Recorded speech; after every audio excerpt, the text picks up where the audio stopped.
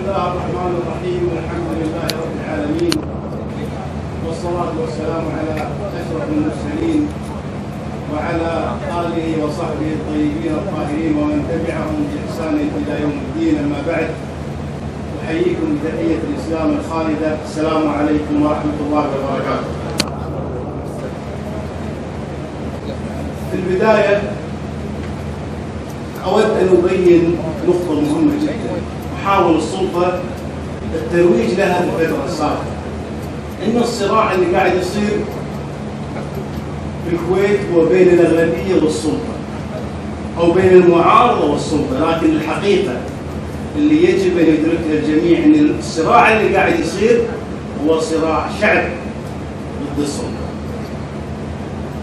اليوم السلطة قاعد تحاول تضرب المعارضة بما فيها كتلة الأغلبية، وأنهم طلعوا أطلقوا الإعلام الفاسد وتكلموا، لكن اليوم ردت عليهم الأغلبية. وللأسف الضرب مو بس من السلطة، الضرب من البعض من يدعي أنه ليس بخندق السلطة، ولكن حقيقة الأمر هو في خندق السلطة. لما يتكلم ويتهجم على المعارضة، يقول هذه المعارضة لم تقدم مشروع، هذه المعارضة متمسكة بالكراسي. ردت المعارضة: ما في معارضة بتاريخ الكويت السياسي توجه خطاب شديد اللهجة إلى رئيس الدولة. ارجعوا للتاريخ، أي معارضة كانت في الكويت وجهت رسالة شديدة اللهجة لرئيس الدولة؟ معارضة نص شبابها ونوابها عليهم قضايا، معارضة ما نزلت وانتم تدركون والشعب الكويتي يعلم ان لو اي واحد من كتلة المعارضة يقول ينزل انتخابات، شنو راح تقدم للسلطة من تسهيلات؟ لذلك نحن متمسكون بموقفنا المبدئي اللي ما راح نتزحزح عنه، اللي ندرك ان هذا الموقف مو موقفنا بس، هذا موقفنا وموقفكم، موقف الشعب الكويتي اجمع. وانا اقول رساله بسيطه اوجهها لمن شارك في الانتخابات السابقه.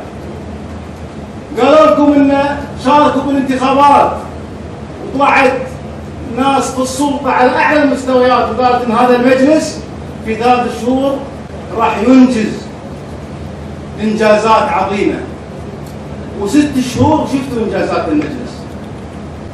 واقول رساله كذلك وهمسه الاذن لبعض من قاطع الانتخابات السابقه والان يراود او يفكر ان يشارك. اقول له شنو يتغير؟ شنو يتغير في الموضوع حتى تشارك؟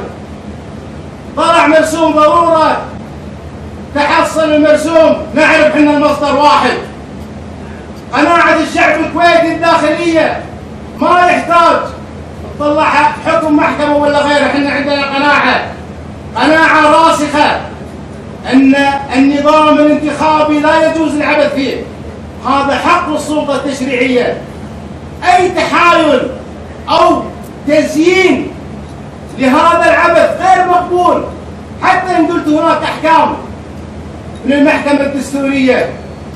هذا قناعة أصبحت عند الشعب الكويتي، غير ذلك غير مقبول.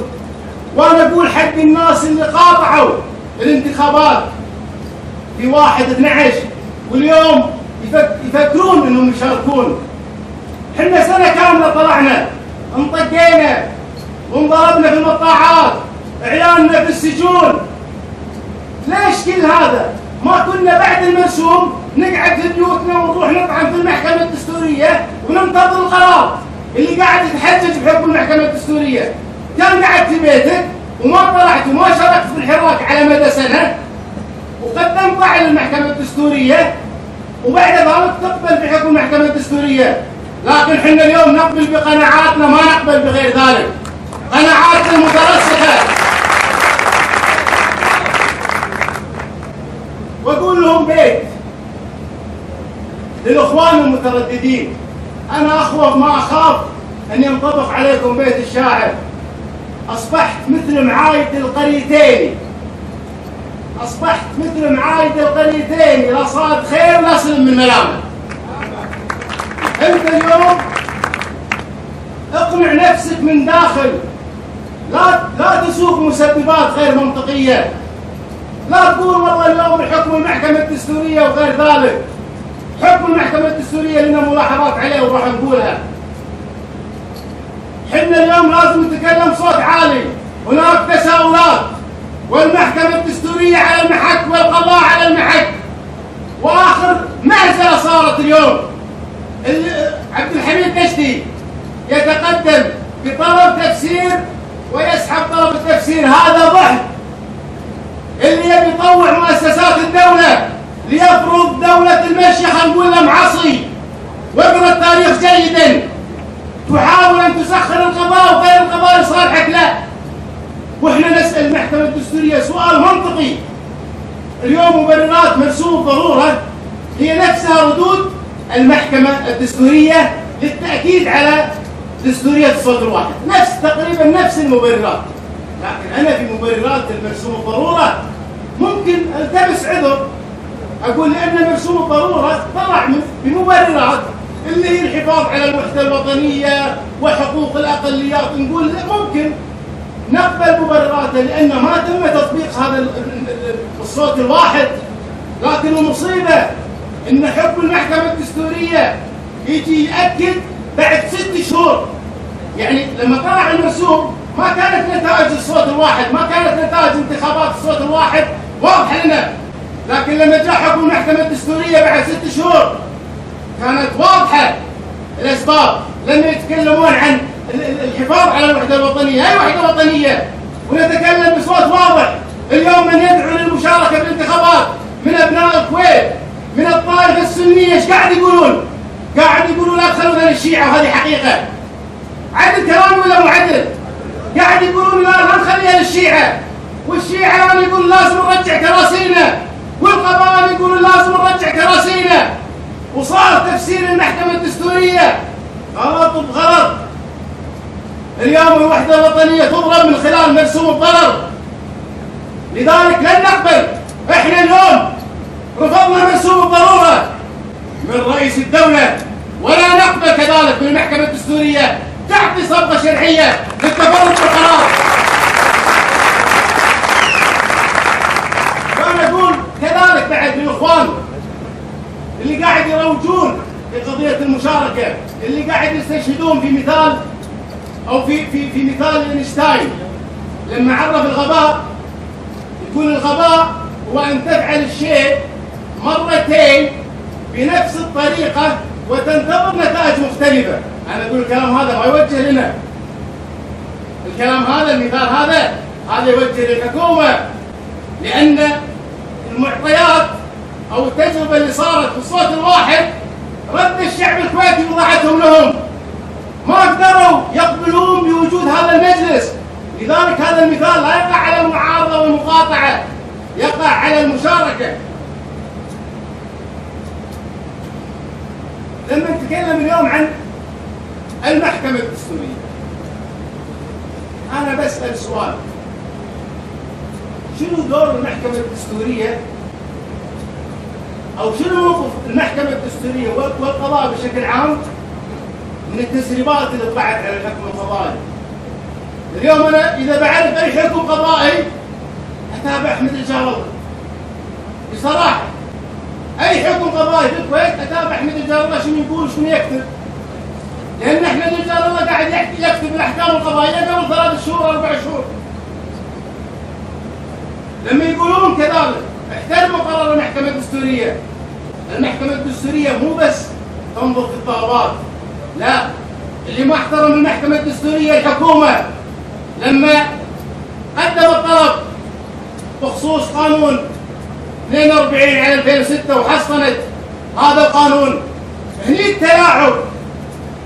يجب ان يكون لرجال القضاء دور واضح، ان السلطه قاعد تستخدم القضاء في تمثيليه سخيفه زهد منها الشعب الكويتي.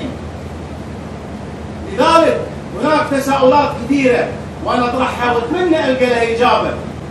رئيس المحكمه الدستوريه المستشار الفاضل لماذا لم يكن في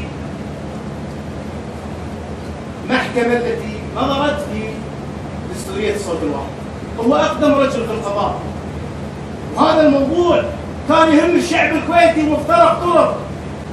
لماذا المنشد لم يكن عضو في هذه اللجنة؟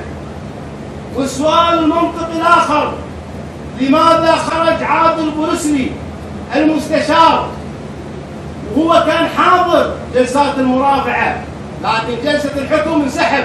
هذا تساؤل يطرح أي مواطن كويتي. ايش قاعد يصير في المحكمة الدستورية؟ شنو اللي قاعد يصير؟ الناس اليوم تسولف في دواوينها الخاصة وتتكلم، ثقوا بالله إذا ما أصلحت الأمور الناس تطلع تتكلم بالشارع.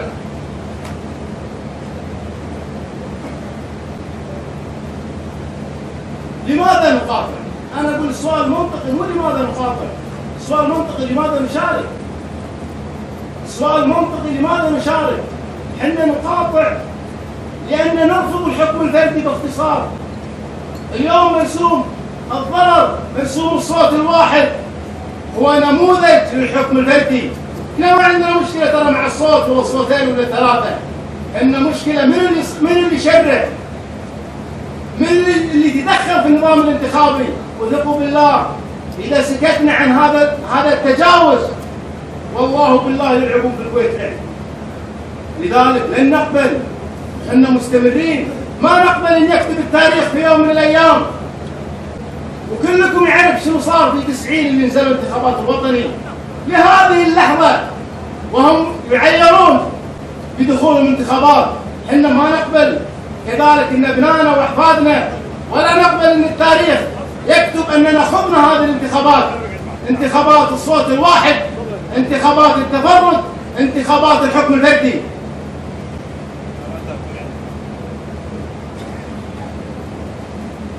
لذلك نحن مستمرون في حراكنا ومقاطعتنا. والبعض يسأل يقول بعد المقاطعة شنو الحل؟ انتم الحين احنا ما عندنا مشكلة بنقاطع، بعد المقاطعة شنو؟ أنا أقول إننا مستمرين في المقاطعة وراح ننزل للشارع ونحمل معنا التعديلات الدستورية والإصلاحات حتى على القضاء. راح ننزل للشارع، ما راح نقاطع ونقعد في بيوتنا، راح نواصل. وأنا أعطيكم نقطة مهمة جدا، إن عمر الإصلاحات السياسية في الكويت وغير الكويت لا تفرض الإصلاحات السياسية إلا من خلال الشارع. وهناك مثال بسيط، لما أحكموا السيطرة على مجلس 2009 ايش كانوا يقولون؟ لما كانت عندهم أغلبية في مجلس 2009 كانوا يقولون أي شيء عندك تفضل روح استجوب، رجاء لا تطلعون برا ساحة إرادة، في برلمان عندك فعل أدواتك الدستورية. قال الكلام هذا لأن عندهم أغلبية، لكن في النهاية من اللي فرض إرادة الشعب؟ أقلية مجلس 2009 ولا فرضت إرادة الشعب من الشارع؟ طلع الشعب الكويتي فوق 100,000 في ساحة إرادة وفرضوا إرادتهم على أكبر راس في البيت. لأن في الكويت لا إرادة إلا إرادة الأمة. اصحوا يا أسرة يا حاكمة، اصحوا وشوفوا ايش قاعد يصير في البلد. احنا ما راح نقبل اللي تكرر في 90 لما غيبت إرادة الأمة وجبتوا مجلس سوري وقلتوا سحابة صيف راحت الكويت. لن نقبل بالإسلام، ما راح نقبل انك تغيب إرادة الأمة. وأنا أقول لكم أنتم مسائلين أمام الله، أقسم بالله إذا قعدتوا في بيوتكم لسيناريو 90 يتكرر وما راح ينفعهم صفاء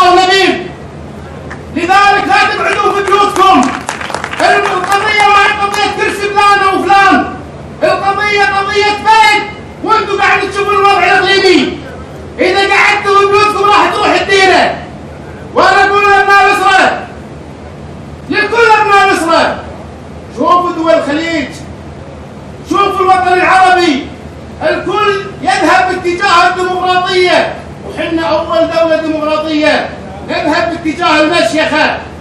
الشعب الكويتي واعي، صبر لفترة معينة عشان تصلحون خطاكم، لكن في النهاية لن نقبل بالحكم الفردي، في النهاية لن نقبل الكويت تضيع، في النهاية ما راح نقعد في بيوتنا، راح نواصل حراكنا في الشارع، واللي يقول خلاص هذا امر واقع تحصل المرسوم تبون تسوون شيء دشوا الانتخابات وصلحوا.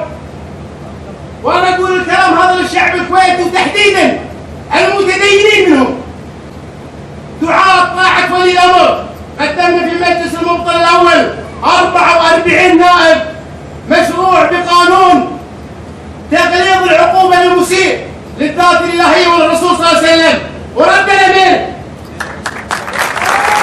الان لو وصل 44 نائب، لو وصل 55، خيار الابطال موجود وخيار الحل موجود، ولكن الشعب عنده خيار، عنده بعد إرادة الله سبحانه وتعالى نفرض إرادتنا بالشارع ونفرض إرادتنا بتلاحمنا.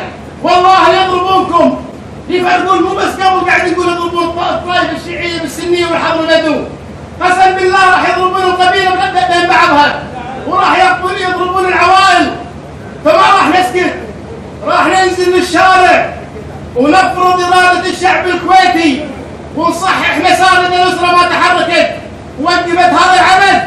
الشعب الكويتي بعد الله سبحانه وتعالى هو من يوقف هذا العبث. وفي الختام أسأل الله أن يحفظ الكويت وشعبها من كل مكروه. والسلام عليكم ورحمة الله.